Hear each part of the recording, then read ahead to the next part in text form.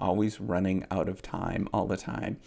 And so this drives a lot of PhDs to work, or feel like they have to work. I feel this all the time, that you have to work 24/7. So the first thing you get up and you have to be doing work, and you're going to bed and you have to be doing work.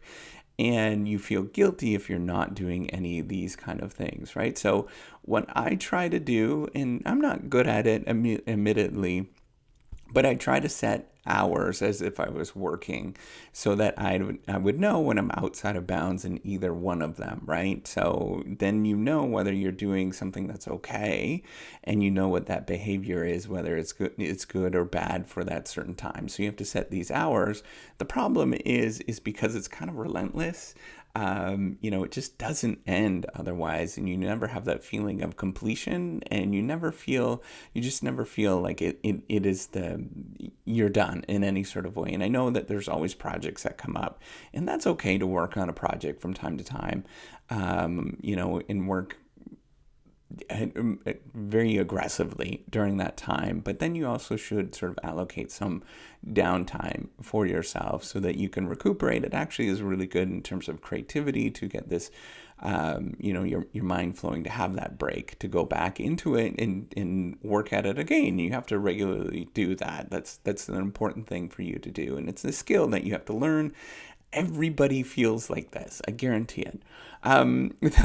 The fourth thing is you're not going to get tenure. So you always feel that you're inadequate, and you're never going to get tenure along the way. So whether you've actually completed your PhD and you're an assistant professor, I'm personally at assistant professor, or you are aiming towards getting tenure and you feel like I just never have enough publications, or I never have done enough.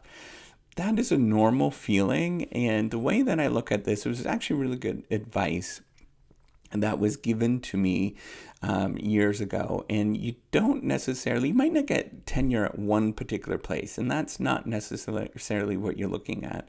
But what you're truly looking at is thinking of the academic college as a whole. So you're looking at the way that you can get tenure at some place, and it might not be your first position or your second position, but some place is going to find a fit for you. And you're looking for that and finding that particular fit for you. And that's really what you're striving for, is that moment where you actually are fitting in with the academic culture until you actually sort of find that right place. So you're going to get tenure. It just might not be at that place that you're expecting.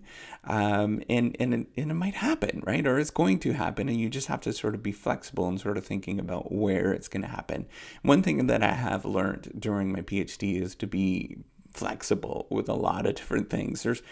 There's so many things that I thought would never happen, but it does happen that way. And you just have to kind of roll with the punches and go with it.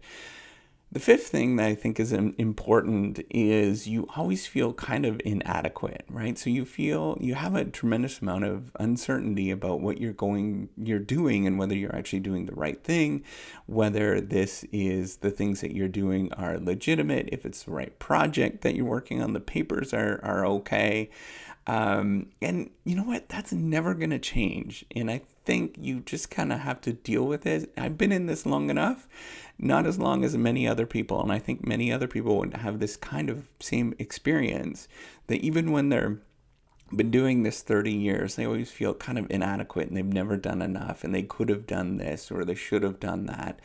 It is a feeling that it'll always be around, and you'll always want to do that. That's actually part of the fun of doing what we do, is because it is endless, right? And you always know that there's something around the corner that's bigger and better than what you can do. And you should always know, even when you do get famous, and even when you are the person in the entire world for what you're doing, you're very likely to still have people that are going to discount your efforts because it doesn't do this, or it doesn't do that, or whatever it is that's going on. People are just they're just gonna naturally do that, because that's what we do as academics. We critique other people's work, and so that is a natural response. And so you just have to be kind of used to that, and this feeling of inadequacy, it's never going to go away. It's just part of what you are, so you just have to sort of accept it. So these are common PhD concerns that I think that many of us experience. Just having a life in this for a long time and dealing with talking to other people. You have this feelings of you're never going to get a PhD job. Almost virtually everybody goes through that. That your supervisor hates you or dislikes you based on some comments that they gave you and stuff like that. That's very common to have those experiences, and it's because they have to be negative from the marketplace, right? They're making you better by giving you that negative feedback. The third thing is just the time management, and particularly in your first couple of years, you're going to feel like, I can't do this. And the fourth thing is you're not going to get tenure. You're going to get tenure. It's just a matter of where. And the fifth thing is, just feeling inadequate. And that doesn't go away ever.